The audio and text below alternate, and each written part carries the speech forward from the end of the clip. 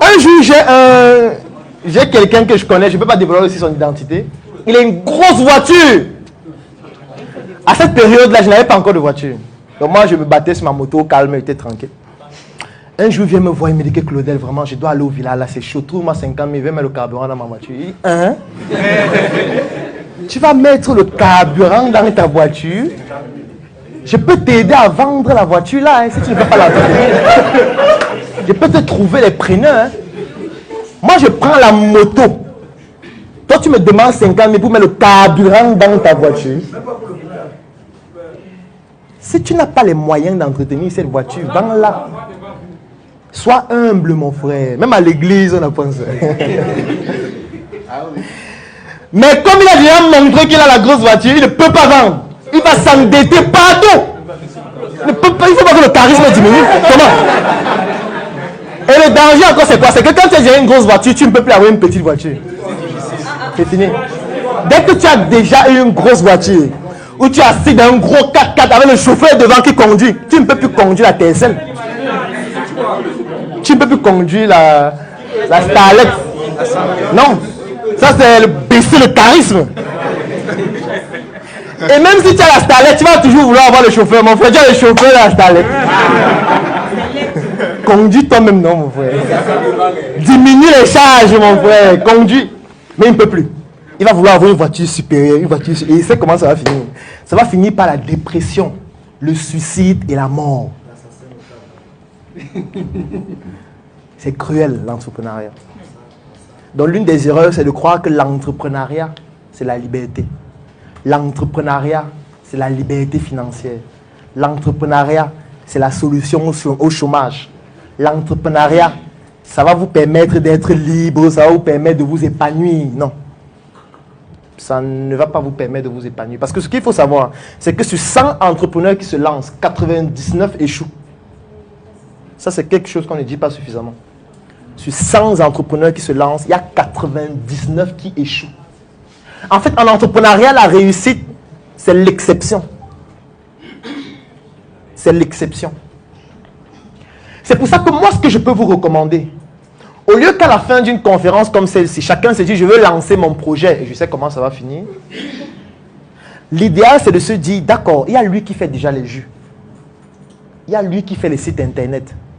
Il y a elle qui fait les produits cosmétiques. Il faut que je vois comment on fait pour qu'on travaille ensemble. Il faut qu'on voit comment on fait pour qu'on se mette à 10, chacun mette 50 000. On fait un projet de 500 000 et on devient donc 10 commerciaux pour notre propre projet. On l'a fait avec la Startup Academy, on a plus de 2000 membres, ça veut dire que c'est possible. Non, on est au Cameroun, non? Non, je veux dire, voilà un exemple de ce qu'on est en train de faire. Parce que tu vas parler, j'ai échangé avec plusieurs personnes dans le même itinéraire dans les jus. Je suis allé au Nigeria, il y a un jeune de près de 18 ans qui a créé son truc de jus et puis il avait besoin d'espace. Il lui fallait quelque chose comme 25 millions, il n'a pas trouvé. Il est allé juste à un séminaire comme celui-ci et puis il a proposé. Et directement, ils se sont mis ensemble, ils ont cotisé sur place des jeunes. Mais ici au Cameroun, la seule chose qu'on regarde d'abord, c'est le pouvoir. Qui est le directeur général? Non, je ne suis pas d'accord. Pourquoi je te dis ça? Tu as raison de le dire parce que c'est une expérience que tu as vécue. Mais tu n'as pas procédé de la bonne façon pour avoir ton équipe.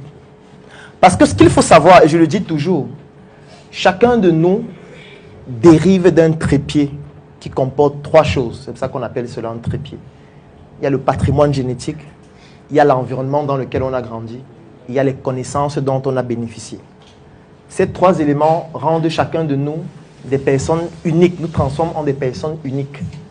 Ça veut dire que chacun de nous a ses propres rêves, chacun de nous a ses propres ambitions, chacun de nous a ses propres projets. Donc si tu viens me voir, tu me dis que tu as ton projet de faire les jus, moi aussi j'ai mon projet d'aller dans l'espace. Tu vois un peu? Donc ça va forcément créer un conflit. Où je vais me dire, pourquoi moi je dois rejoindre ton projet? C'est plutôt toi qui dois rejoindre mon projet. C'est plus charismatique d'aller dans l'espace. Au lieu de fabriquer les jus que les gens boivent. tu vois le problème que ça cause?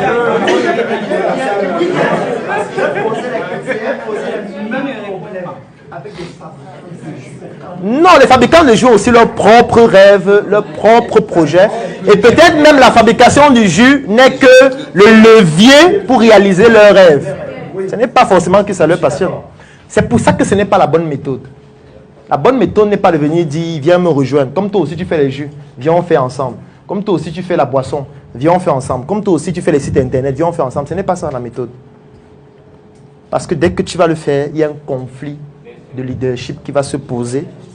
Il y a une crise d'ego qui va se poser, qui va faire en sorte que personne de vous n'aura la légitimité au final de pouvoir dire que c'est moi qu'on suit. Ce qu'il faut faire, c'est d'identifier dans la population hétérogène le mélange homogène de personnes qui ont déjà les mêmes aspirations que vous. C'est la première étape. C'est-à-dire qu'il faut segmenter d'abord. Par exemple, si je veux peut-être des personnes qui vont intégrer un de mes projets dans cette salle, tout le monde ne peut pas intégrer le projet, non. Il faut que je segmente la population. Pour segmenter, un critère que je peux utiliser, c'est de dire qui est membre de Startup Academy dans cette salle. Ce sera le premier critère. Dès que tu n'es pas membre, je vais te dire de sortir. Je vais continuer de causer avec les membres. Après, quand je vais causer avec les membres, je vais être radical dans la manière de causer. Je vais donner des avis tranchés, choquants, qui vont bouleverser certaines personnes. Comme lorsque je pose souvent la question, est-ce que vous croyez en Dieu? Qui croit en Dieu dans la salle? Ça ne sert à rien de croire en Dieu.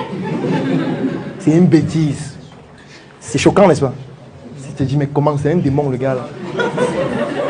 Mais je viens de diviser la salle en deux en disant ça. Une catégorie de gens qui vont m'insulter, je vais les bloquer parce que je n'ai pas le temps pour causer en ligne. Et je vais garder l'autre catégorie qui a déjà un instinct de rébellion. Parce que remettre en question la croyance de Dieu, c'est un début de rébellion. Contre soi-même. On appelle ça l'intelligence existentielle. Et là, je sais qu'avec lui, on peut aller en guerre.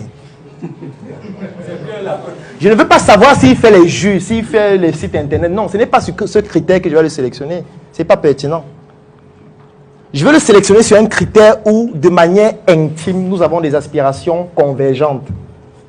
Et dès que c'est fait, on peut maintenant parler de projet. Je vais lui dire, qu'est-ce que tu sais même que les jus de fruits, là, c'est intéressant. Je commence à lui parler maintenant du projet et il rejoint plus facilement. Donc, je n'ai pas besoin que tout le monde dise que venez, on se lance. Non. Ce n'est pas nécessaire. Donc, comme je l'expliquais, il ne faudrait pas qu'à la fin de cette conférence, vous vous dites, je vais lancer mon projet seul. Je vais faire ma ferme seul. Je vais fabriquer mon produit cosmétique seul. Je vais me lancer dans les services informatiques seul. Ça va mal finir. Vous pouvez commencer seul, oui, pour comprendre comment ça fonctionne. Mais à un moment donné, vous avez l'obligation, si vous souhaitez résister longtemps, d'intégrer un réseau ou de créer votre réseau qui va permettre à ce que l'entreprise perdure pendant longtemps.